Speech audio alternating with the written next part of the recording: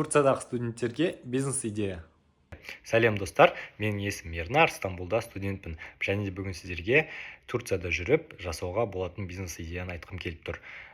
Мен өзім бірінші курста жүріп, партнеріміз екеуміз осы бизнес арқылы алғаш миллион теңгемізді тапқан едік.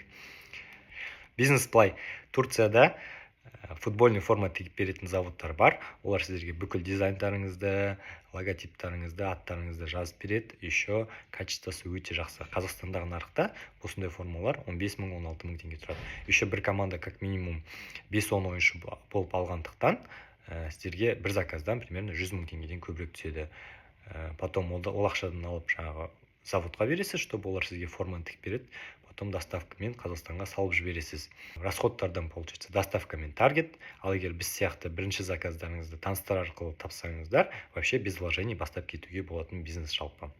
Ал егер сізге бүгінгі осы видео пайдалы болатын болса, маған тіркеліп кетсеңіздер болады.